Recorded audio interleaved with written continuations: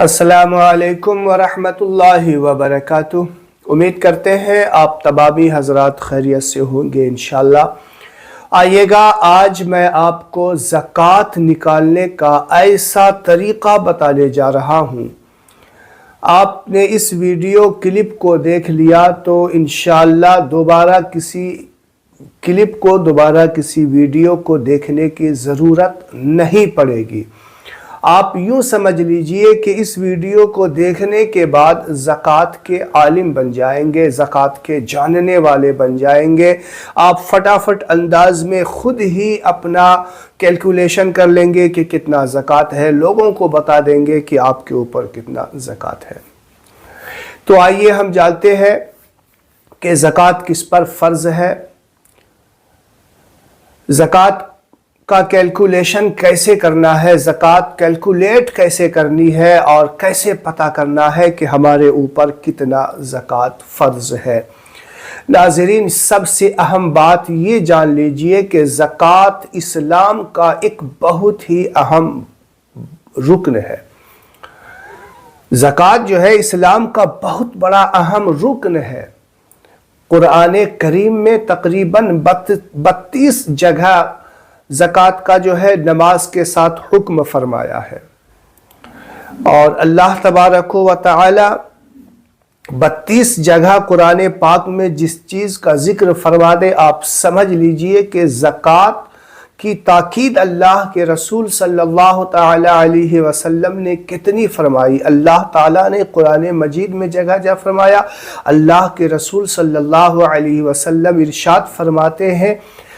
کہ جو زکوٰۃ نہیں نکالتے، اپنے مال کا صحیح طریقے سے کیلکولیشن نہیں کرتے، زکوٰۃ نہیں نکالتے، تو وہی مال کل جو ہے قبر میں اس کے گلے میں گنجے سانپ کی شکل میں ڈال دیا جائے گا۔ اچھا، آپ جانتے ہیں کہ یہ جو آپ علماء کرام سے سنتے رہتے ہیں کہ گنجا سانپ جو ہے اس کو قیامت کے دن بھی اور جو ہے قبر میں جو اس کو گنجے سانپ کا عذاب دیا جائے گا، تو یہ گنجا سانپ کا کیوں ذکر ہے؟ جو گنجے سانپ کا ذکر اس لیے آیا ہے کہ جو گنجا سانپ ہوتا ہے اس کے بال اس کے زہر بہت زیادہ ہوتے ہیں، اور زہر کی بنیاد پہ جو ہے اس کے بال جھڑ جایا کرتے ہیں۔ تو سب سے جو سانپوں میں خطرناک پرجاتی کا جو سانپ ہوا کرتا ہے، اس کا ہی عذاب اللہ تعالیٰ اسے دے گا جو زکوٰۃ نہیں نکالنے والا ہے۔ تو آپ انشاءاللہ سمجھ گئے ہوں گے کہ زکوٰۃ کتنا بڑا رکن ہے۔ جس طریقے سے نماز کی انسان پابندی کرتا ہے، جس طریقے سے روزہ کی پابندی کرتا ہے، اسی طریقے سے زکوٰۃ کی بھی پابندی ہے۔ تو آئیے ہم سب سے پہلے جانتے ہیں کہ زکوٰۃ کس پر فرض ہے۔ زکوٰۃ غریب پر تو فرض ہوتا نہیں۔ پہلے اللہ تعالیٰ آپ کو مال عطا کرتا ہے، اس کے بعد آپ کو حکم دیتا ہے کہ اب جو ہے آپ اپنے مال میں سے زکوٰۃ نکالیے۔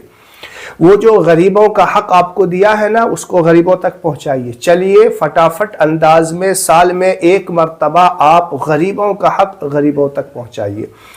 جب تک آپ غریب ہیں اس وقت تک اللہ تعالیٰ نے آپ کو یہ نہیں کہا۔ جیسے ہی اللہ نے مال عطا کیا،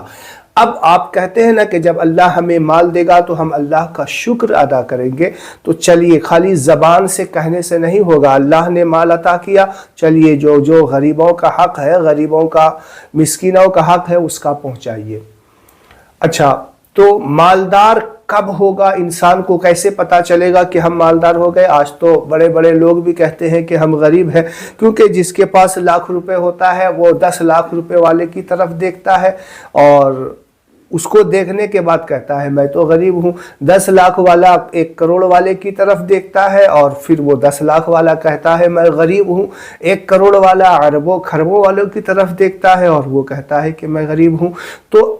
مالدار کون ہے؟ اللہ کے رسول صلی اللہ علیہ وسلم نے فرمایا مالدار وہی ہے جو صاحب نصاب ہے۔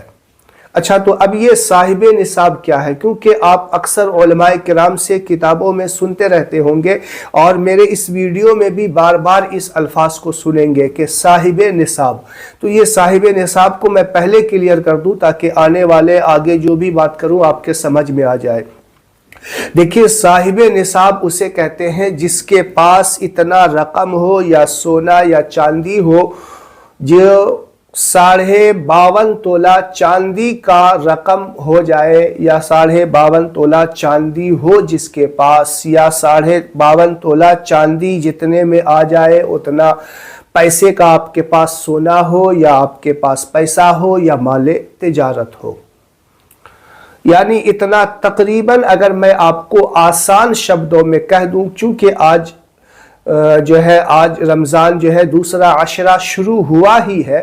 تو میں جو ویڈیو بنا رہا ہوں اس وقت کے اندازے کے مطابق میں بتا دوں کہ 50 سے 55 ہزار کے بیچ کا جو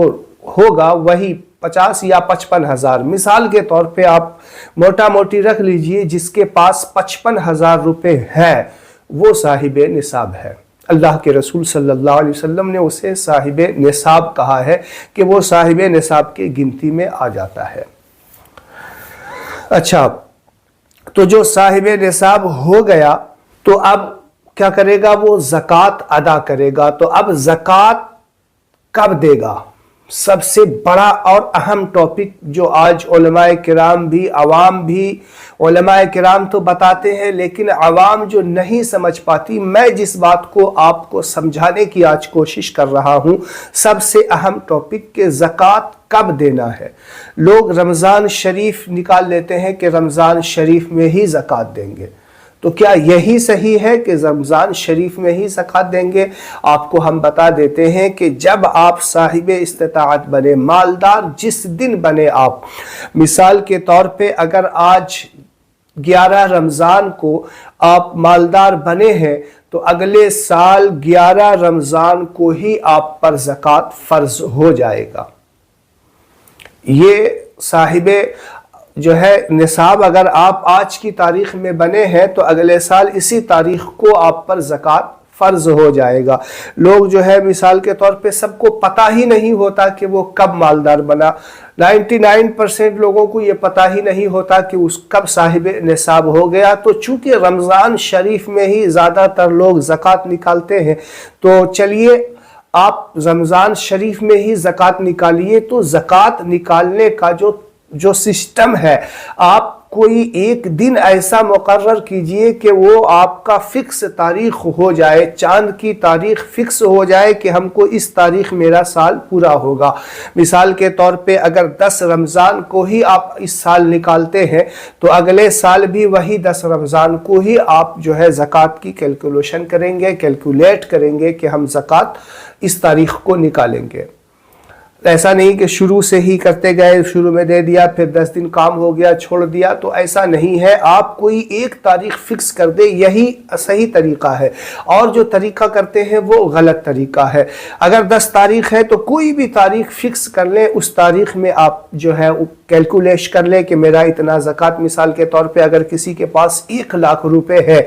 تو وہ کیلکولیشن کرے گا سارا چیز سسٹم، 1 لاکھ روپے اس کو جمع ہوئے تو 1 لاکھ روپے کا 2.5% کے حساب سے 2,500 روپے اس کے زکوٰۃ نکلیں گے۔ تو وہ یا تو اس کو اس زکوٰۃ کے پیسے کو فوراً کسی کو دے دے، یا اس کو سائیڈ میں رکھ دے، یا اس کے پاس پیسے نہیں ہے تو کوئی ڈائری وغیرہ میں لکھ لے کہ میرے پاس 2,500 روپے زکوٰۃ کے میرے اوپر ہوئے ہیں تو یہ میں ادا کروں گا۔ تو چاہے وہ رمضان میں ادا کرے، 1 مہینے کے بعد پیسہ آ جائے تو 1 مہینے کے بعد پیسہ ادا کرے، کیونکہ لوگوں کے پاس ہوتا ہے کہ پیسے نہیں ہوتے اور سونا یا چاندی ہوتا ہے تو وہ رقم وہاں تک پہنچ گیا، اس پہ زکوٰۃ فرض ہو گئی۔ اب اس کے پاس فی الحال پیسے نہیں ہے تو وہ اس کو بیچ کے تو دے گا نہیں، جیسے ان کے پاس پیسے آئیں گے تو وہ دے دیں گے۔ تو ایسا نہیں ہے کہ آج آپ حساب کریں گے تو آج ہی آپ کو پورا کلیئر کر دینا، جیسے آپ کو سہولت ہو، لیکن یہ جو چیز ہے اس کو زیادہ دن نہیں رکھنا چاہیے، فوراً جتنا جلدی ہو سکے اس کو اپنے سے دور کر دینا چاہیے۔ تو اچھا، اب ہم آپ کو بتاتے ہیں کہ زکوٰۃ کا کیلکولیشن کیسے کریں گے، کن کن چیزوں پر زکوٰۃ فرض ہوا کرتی ہے۔ آپ اگر بہتر ہوگا اگر آپ ایک پین اور کاپی لے لیں، لکھ لیں، ان چیزوں کو آپ لکھ لیں گے کہ ان چیزوں پر زکوٰۃ ہوتی ہے، پھر میں آپ کو بتاؤں گا کہ اس میں کیا کیا مائنس کرنا ہے، وہ سارا سسٹم آپ کو دکھاتے ہیں۔ دیکھیے، سونا پر زکوٰۃ فرض ہے، نمبر 2 چاندی پر زکوٰۃ فرض ہے، نمبر 3 کیش اور نقدی اگر آپ کے پاس ہے تو آپ اور صاحب نصاب ہے تو آپ پر زکوٰۃ ہو جائے گا، اور نمبر 4 بینک بیلنس ہے، اگر آپ کے بینک میں پیسہ ہے، اتنا پیسہ ہے کہ آپ زکوٰۃ آپ صاحب نصاب ہو رہے ہیں تو آپ جو ہے بینک بیلنس کا بھی جوڑیں گے، اور نمبر 5 اگر ادھار کسی کو دیا ہوا ہے تو وہ پیسہ بھی آپ لکھ لیں، سونا بھی لکھ لیں، چاندی بھی لکھ لیں، اور کیش کتنا بینک جمع ہے آپ کے پاس وہ بھی لکھ لیں، بینک میں کتنا جمع ہے وہ بھی لکھ لیں، اور کسی کو کتنا ادھار دیا ہوا ہے وہ بھی لکھ لیں، اور پالیسی اگر کوئی پالیسی کیا ہوا ہے، پالیسی وغیرہ ہوتا ہے وہ کیا ہوا ہے کتنے کا ہے تو اس کو لکھ لیں،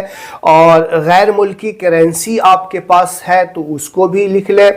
اور پھر اگر بونڈز وغیرہ ہے آپ کا کوئی دستاویز ہے تو اس کو بھی آپ لکھ لیں، کوئی فنڈ کسی سے وصول کیا ہے تو وہ بھی آپ سامنے لکھ لیں،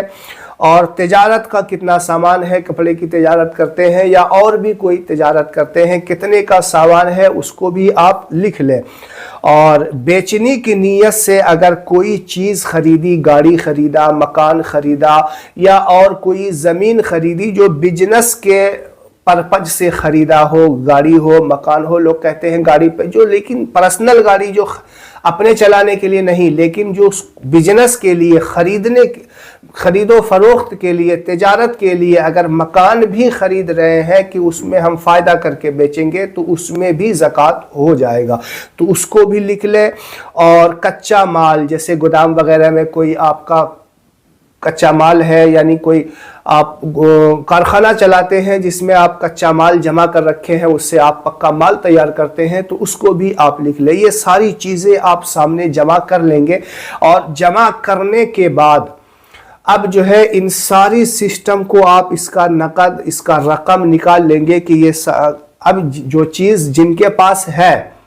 وہ وہی لکھے گا نا، اگر ان میں سے کسی چیز کوئی کے پاس نہیں ہے تو وہ نہیں لکھے گا، اگر یہ ساری چیز میں سے آدھی چیز ہے تو ان ساری آدھی چیزوں کو، اور اگر کسی کے پاس یہ ساری چیزیں ہیں تو ان ساری چیزوں کا جو ہے آپ لسٹ بنا کر کے اس کو کتنے کا سامان تجارت ہے، کتنا پیسہ ہے، کتنا سونا ہے، سب کا رقم بنا لیں گے۔ مثال کے طور پہ آپ کو سمجھانے کے لیے بتا رہا ہوں، اگر کسی یہ سارے چیزوں کا 5 لاکھ روپے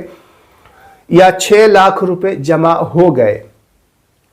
اور پھر اس کے بعد اب آپ کو مائنس کیا کرنا ہے، دیکھیے اب 6 لاکھ روپے ہو گئے تو اس کا سیدھا آپ کو زکوٰۃ نہیں نکالنا ہے، پہلے آپ کو یہ دیکھنا ہے کہ آپ نے کسی سے قرضہ تو نہیں لیا، اگر قرضہ لیا ہے تو وہ پیسہ الگ کر دے، وہ پیسہ الگ کر دے،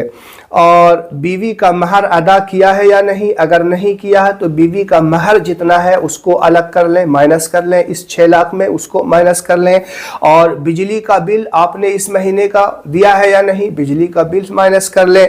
اور پانی کا بل جو آتا ہے، اسی طریقے سے مکان اگر کوئی کرائے کے مکان میں رہتا ہے یا کوئی اس کا قسط چلا کرتا ہے، کوئی اس کا جو ہے مکان کا کرایہ ہو یا کوئی قسط ہو یا کوئی اس کے یہاں ورکر کام کرتا ہو اس کا تنخواہ اس کے یہاں باقی ہے تو وہ سارے پیسے کو آپ الگ کر لیں گے۔ تو مثال کے طور پہ 6 لاکھ میں سے 1 لاکھ روپے آپ نے الگ کر دیے کیونکہ ان کو دینا ہے، یہ کام اور بھی خرچے ہونے والے ہیں، جو اس مہینے میں خرچ ہونے والے ہیں وہ ساری چیزوں کو مائنس کر لیں گے۔ تو 6 لاکھ میں مثال کے طور پہ 1 لاکھ مائنس ہو گیا کیونکہ ان کو دینا ہے، اور پھر آپ کے پاس بچے 5 لاکھ روپے، تو اس 5 لاکھ میں آپ 2.5% نکال دیجئے۔